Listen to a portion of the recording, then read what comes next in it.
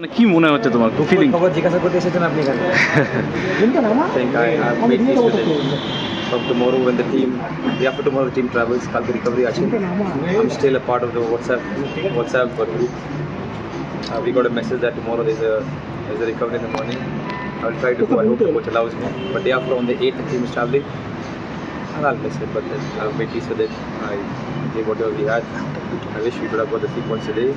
1 point still keeps us in. I hope we do a good job at Qatar. Still have a chance to qualify.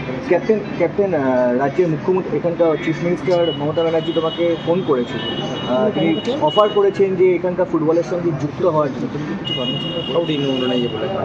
তো বলা আছে sports minister told that.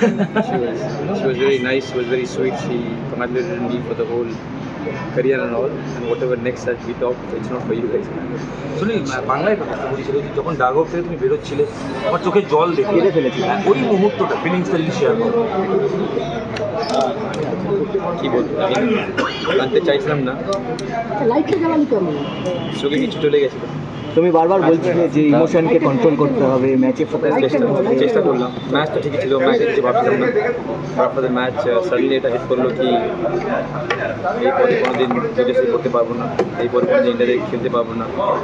লাইফে প্রচুরগুলো জিনিস পাবো না, but no matter what I will never be playing the national jersey, and that was quite emotional, and that is the question for you guys.